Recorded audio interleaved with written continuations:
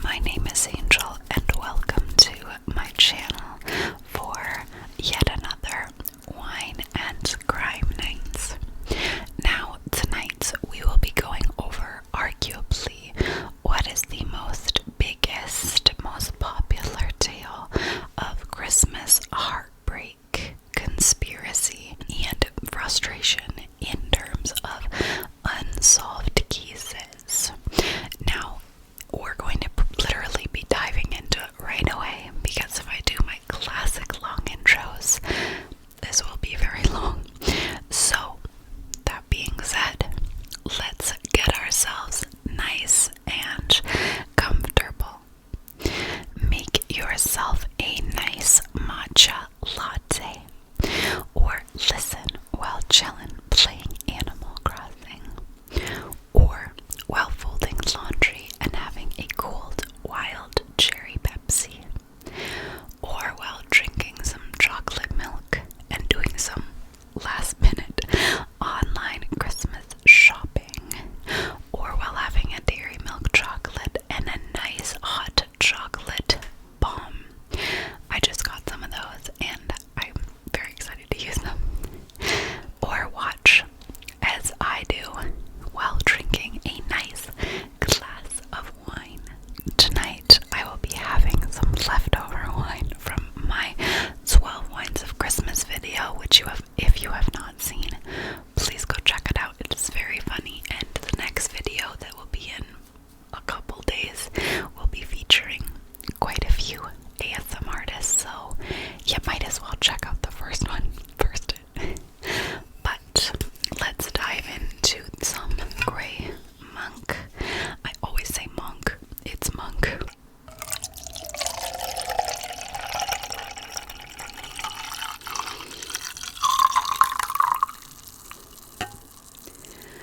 That's I guess pretty much what the entire wine tasting was, just me making huge drinks and chugging them, so cheers you guys.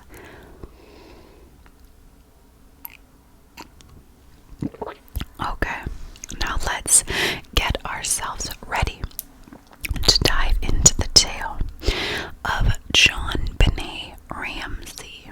Now, I heard of this story a few years ago, probably during that whole, is JonBenét Ramsey Katy Perry conspiracy. That's not what we're talking about in this video, but I feel like a lot of people heard of this story around that time if they had not already, and then they stayed for what was the insanity of the real story.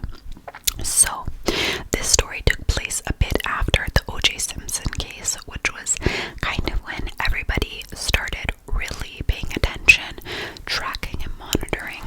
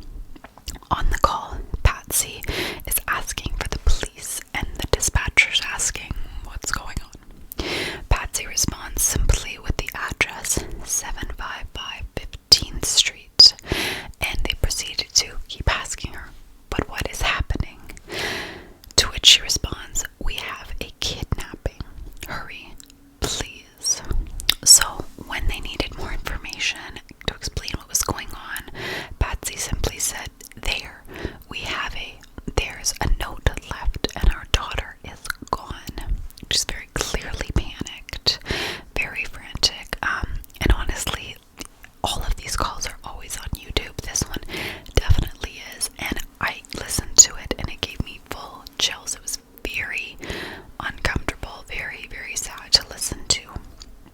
So she continues to answer questions. She's panting profusely, saying that her daughter is missing. She's 6 years old and blonde. She said that she didn't know how long that this possible kidnapping had happened, since she had just gotten the note, and confirmed that yes, her daughter was missing from her room.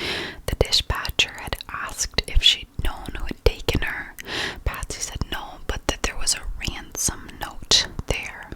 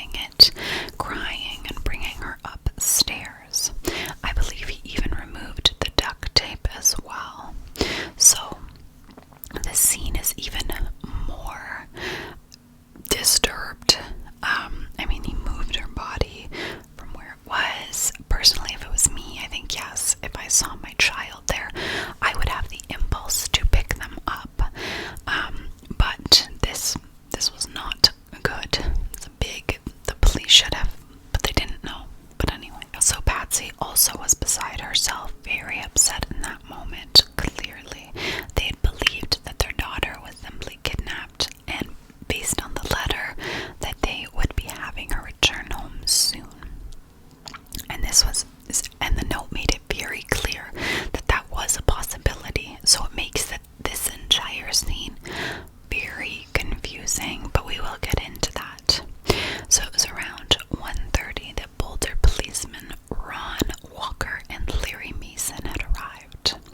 They had searched the basement for additional clues, and they were the two that had secured the scene, preventing further arrivals and disturbances. So, weirdly enough, this had just happened, and at 1:40, John had called his pilot. Remember, they're super rich, and is allegedly heard by officers asking them to prepare a plane to Atlanta. But law enforcement says, nah, you can't leave. You're not allowed. You have to stay in town. So, sure enough, while the home is secured, they do stay. The Ramsays stay at some friends. But it is odd that he made that call 10 minutes after they'd secured the scene. So, around 2:30, police had interviewed JonBenet's brother, Burke, which he reveals to them that he had slept through everything from the previous night, and he claims that he woke up when the police had arrived. But this was odd too. From everything the mother had said, she claimed she was running around and ran in his room to make sure that he was still there too, screaming at the top of her lungs. And later, Burke also says that he remembers his mother running in saying, "Where's my baby? Where's my baby?" So, I mean, he was 9 at the time, probably scared.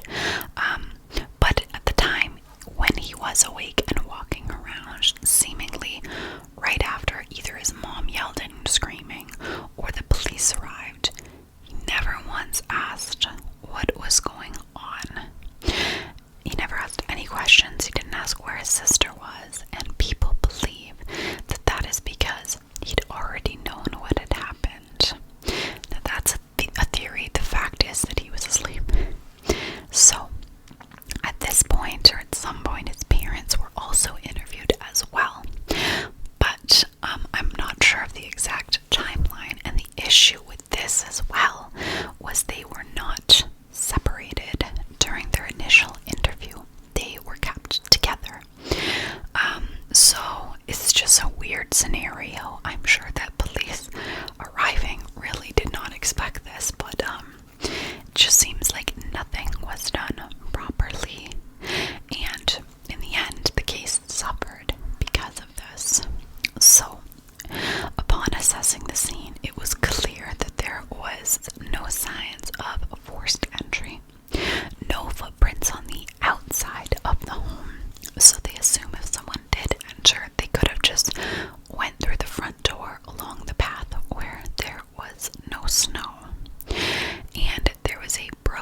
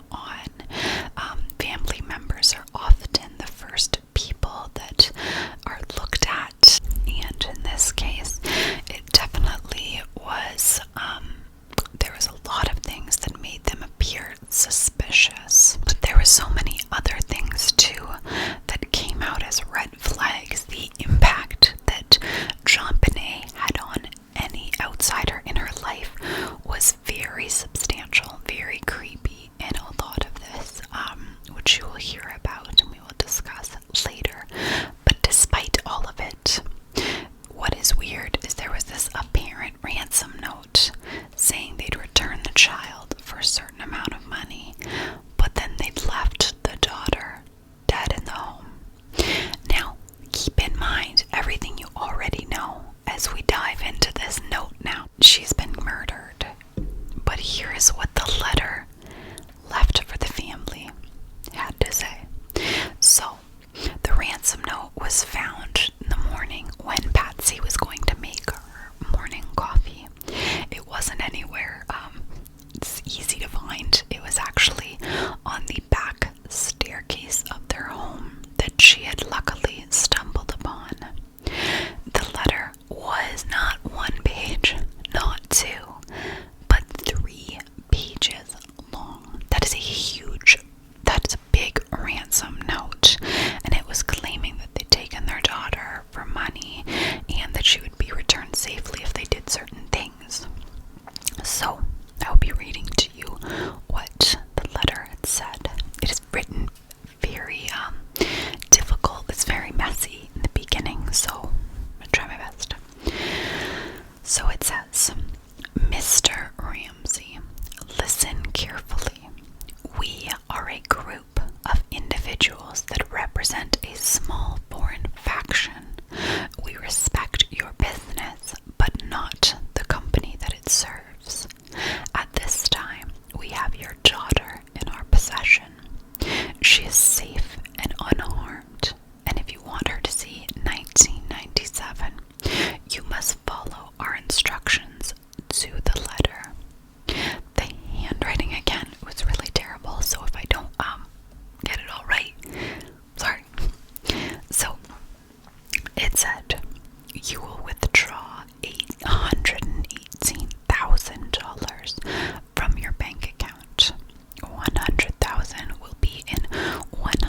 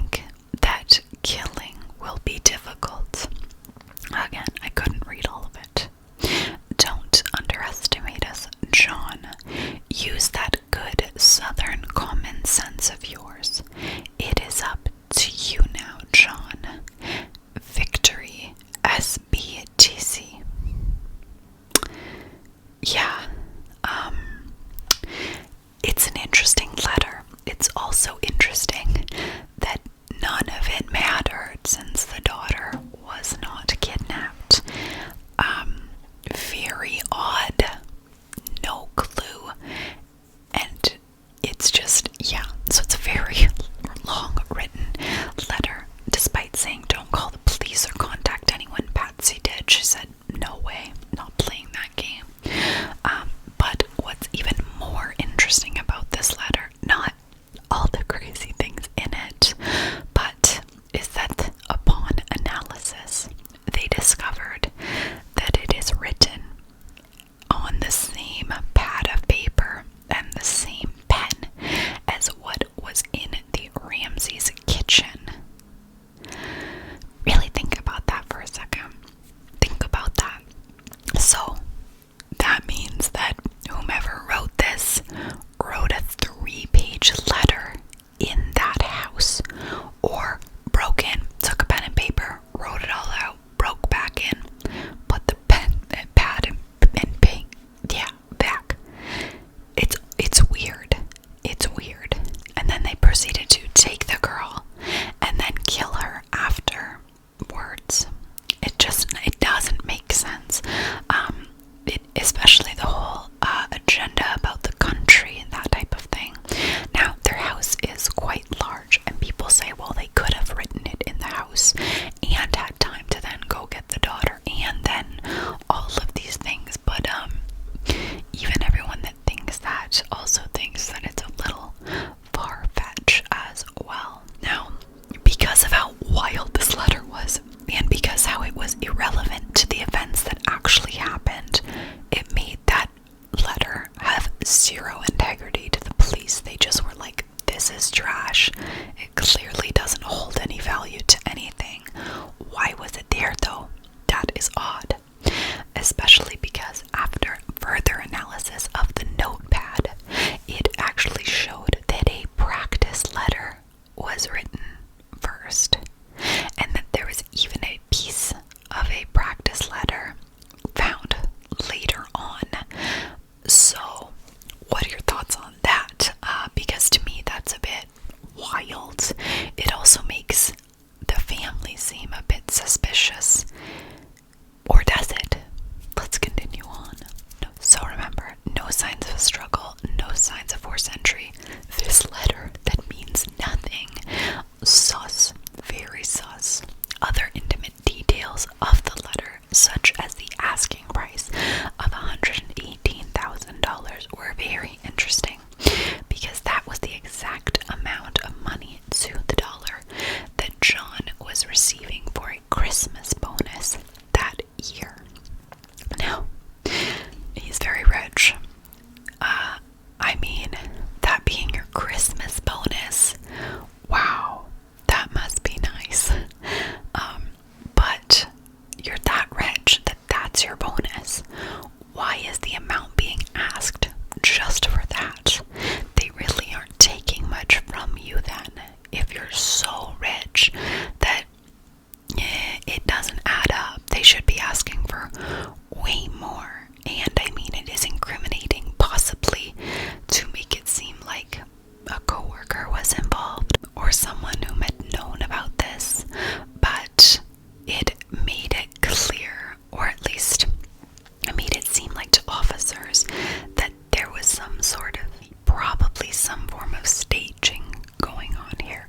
So someone was trying to change the perception of what had actually happened here, and doing it in very weird ways. And this also was shown by, in the letter, the writing.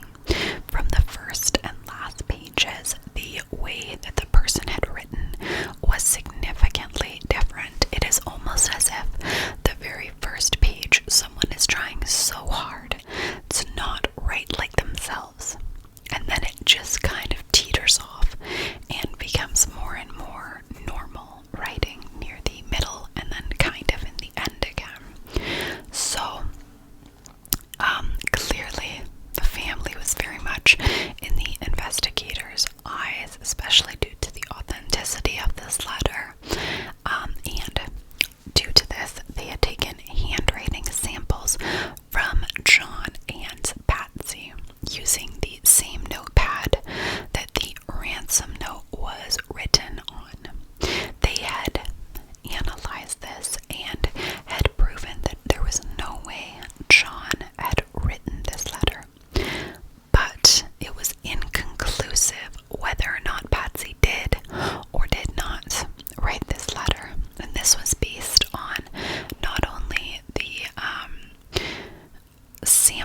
that she had given in that moment, but yearbooks they had taken to see her writing from a long time ago. There was a 1982 yearbook, and it made it very clear that she has a very specific way that she writes her Q's, T's, H's, and A's. And a lot of people believe that Patsy had written this, but we're not going off of what people believe. We're going off of the facts right now. We'll get to the theories later. As far as JonBenet's death goes, it gets even more suspicious. Her body was found in the basement wine cellar, and her skull was fractured. It was shown that she had been sexually assaulted, and she was strangled with a garrote made from one of Patsy's paintbrushes, which is interesting because that is a device that was used from her mother's hobby kit. So again, whoever is in the Ramsay home is just making their way around this entire house. It is massive though, so it's not impossible. So, according to the coroner's report, JonBenet's official cause of death was asphyxiation and strangulation associated with craniocerebral trauma. I can't believe I said that. I said that right. Sorry. Her death was then classified as a homicide. But what is interesting about the strangulation being what had killed her was that it was deemed that that had happened 45 minutes to 2 hours after she had fractured her skull. So it is possible that she was hit in the head, harmed, but did not die, but then later was choked to death. But there's still more information and a couple of things that people tended, from the videos I'd seen at least, to always leave out, but I think is important. One being that there were 2 sets of unidentified footprints at the crime scene. A rope found by her bedroom that did not belong to the Ramsays and was never tested. And there was evidence of an unidentified person's DNA under her fingernails, as if she was trying to protect herself, as well as in her underwear and on her jumper, I believe.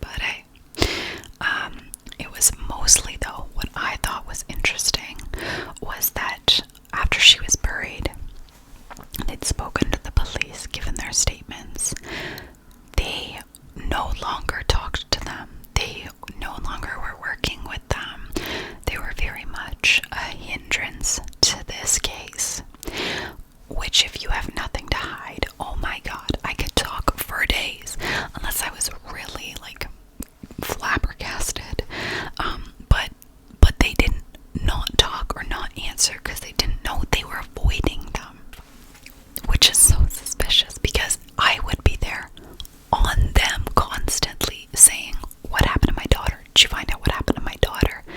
Like, it would not be a good time to be an officer if my child went missing and then was murdered. Like, so the fact that they just stopped talking to them was interesting, especially because they went to an interview on the television without telling the police or without telling their lawyers. It was on CNN, and the police investigators were frustrated because they just wanted to talk to this family, but they wouldn't. But they would on TV. And the interview itself is on YouTube, and it is incredibly creepy. It is so staged.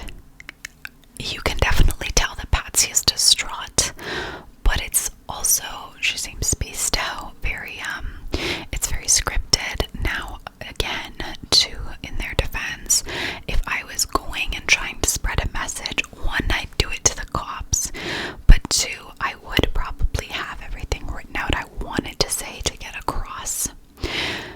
But there's a clip of Patsy and John, and in it, she is saying, as she's crying, that if she was a resident and a parent of Boulder, that she would tell them to keep your babies close to you, and whispered, because there's someone out there. But John looks over at her as she's speaking and whispers it with her, going, because there's someone out there. Yeah, like, interesting. Again, though, I probably just wanted to, I don't know. He only whispered that part. Let me know your thoughts on everything. So, they weren't talking to investigators. They'd gone rogue. And their stories weren't completely sound. And they just got worse over time.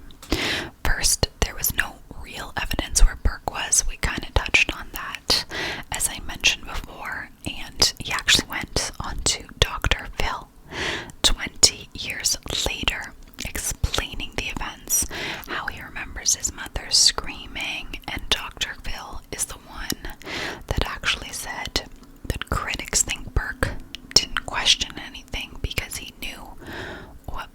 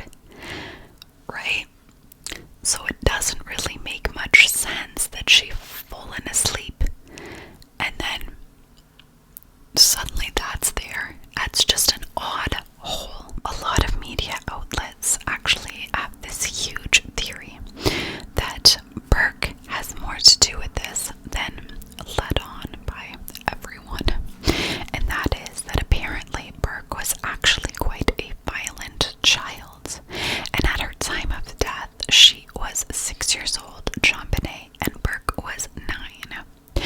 He would often hit her, smack her around, as kids do. I had a stepbrother and a sister, and we would fight.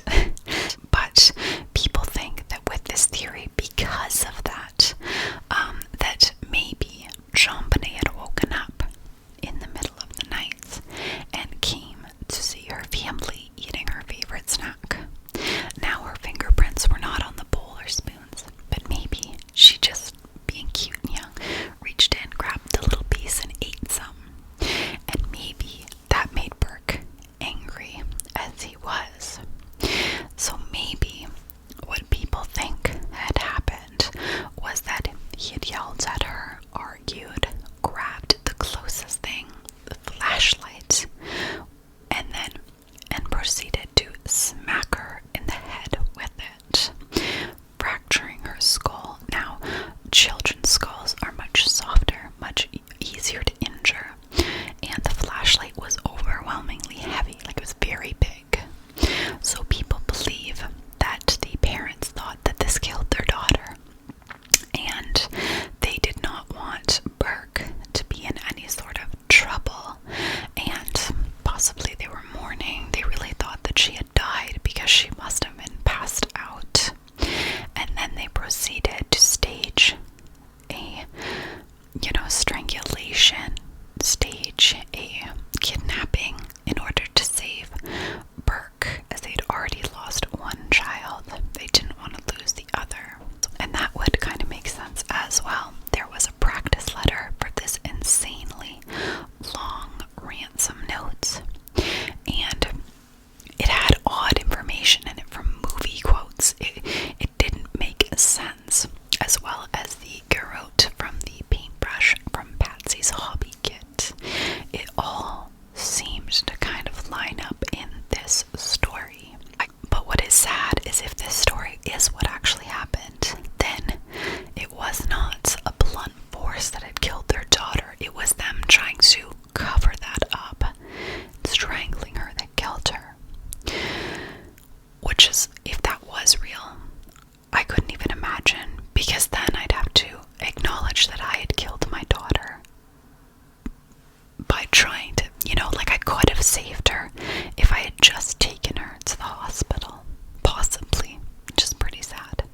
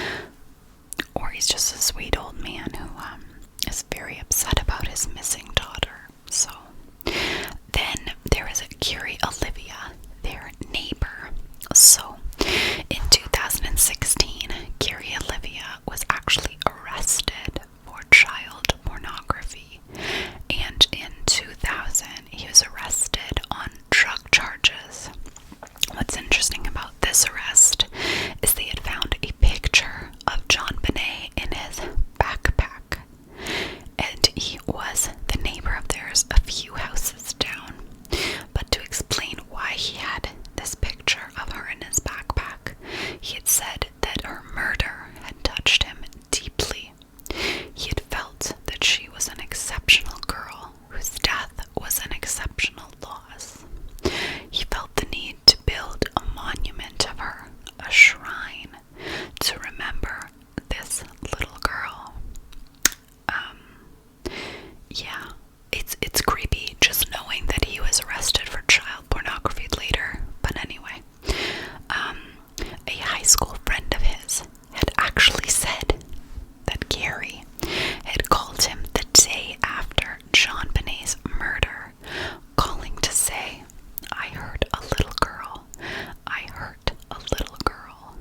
Apparently, he had also mentioned that this had happened in Boulder. Then he'd hung up. The records show that no other little girl other than JonBenét Ramsey had been harmed at that time in that area, which is very wild.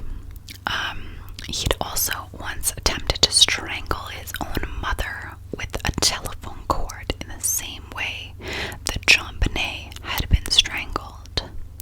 So that is very wild, but he was deemed clear because the DNA at the crime scene did not match. Suspicious nonetheless, and keep him in mind for later because there's still something to come. And the final suspect, the creepiest guy on the planet, other than the family members, of course, which we kind of already went over, is John Mark Carr, who was a divorced father and school teacher.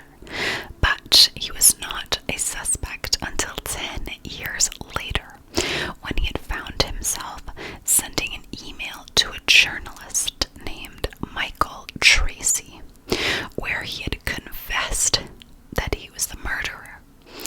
Don't get too excited yet, folks. These two had emailed each other back and forth for years, in which Tracy said that he did so to gain his trust. Tracy said of this weird friendship of theirs that you are reading and hearing a truly dark side of the human psyche, and that having to pretend that it's okay, that I wasn't going to sit down in judgment, was ... because otherwise communication would have stopped. It was the worst experience of my life, by far. It was horrible.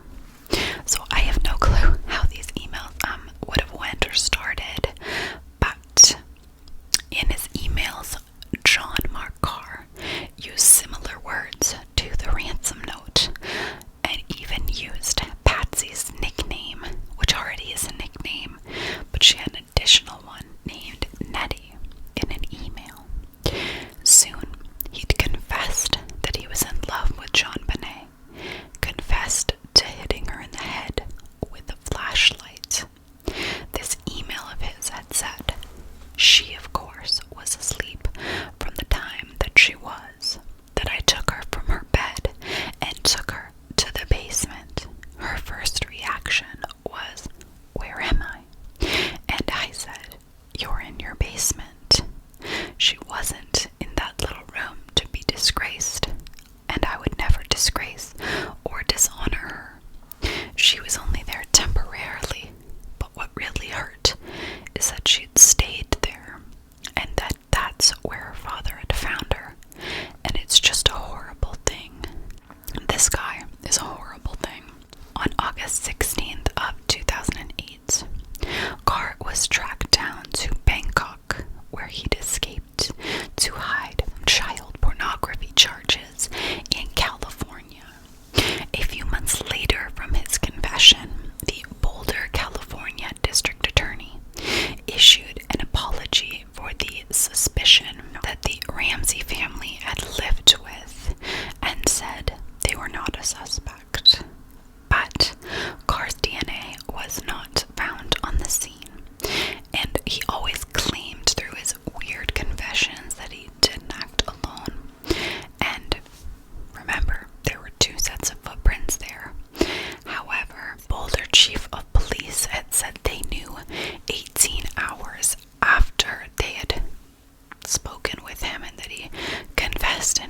their story with him that he was not the man, since none of his stories had matched with evidence at the scene.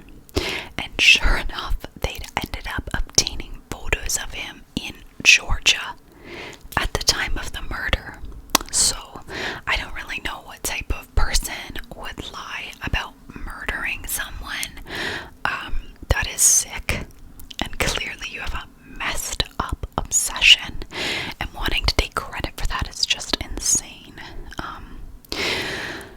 But anyway, this is a very important detail of the case, and that is that Dr. Henry Lee, a DNA expert, very famous from the OJ trial, had studied the DNA from this case and had found that the DNA from her underwear may have held transfer DNA from the manufacturing process. So maybe her mom just bought the underwear, didn't wash it, put it on her, and she wore them. Which, now, learn something from this case. Wash your underwear when you get them. You should anyway, but now you have even more reason to do so because of transfer DNA.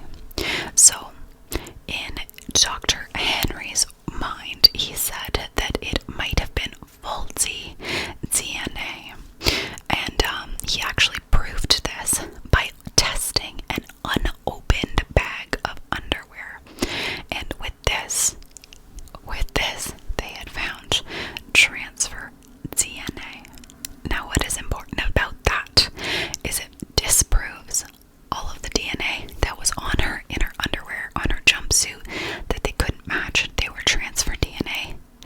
And it reopened that anybody who was, deemed clear because their DNA didn't match that DNA, it reopened that no, it literally now could be any of these people, except for that guy who lied and was in Georgia. So that is an actual very creepy thing to keep in mind. So keeping that in mind, all of the DNA that was, people were cleared out. Nobody was involved because it didn't match. Now we're back in the ring, really, as a suspect. What do you think happened? Love to hear your guys' comments below on this, because I really don't know. What's frustrating is someone out there knows what happened. They're well aware. And will we ever know? That is the question.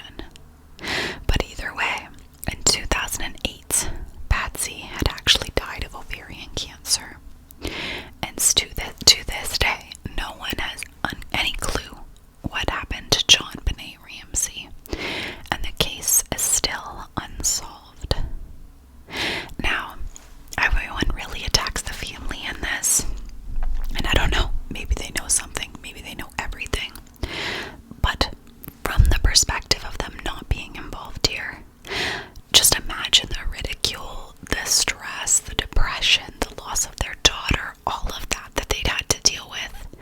Plus, if it was them, these people lost their daughter, be it an accident in their home that they tried to cover up, or an actual kidnapping gone wrong to murder. If it was an accident, based on everything, it doesn't seem malicious, still terrible. But either way, this family was destroyed. And who knows if they know everything, if they know nothing.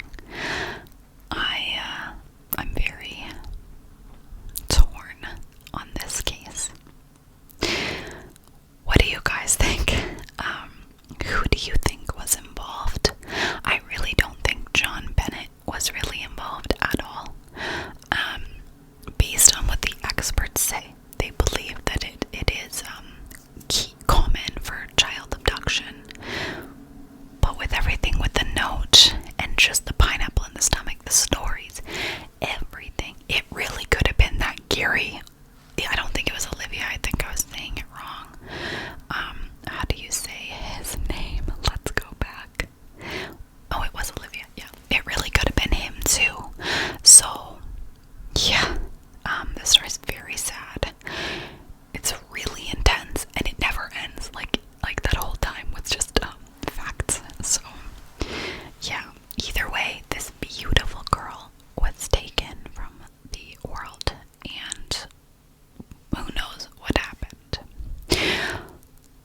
let me know what you guys think.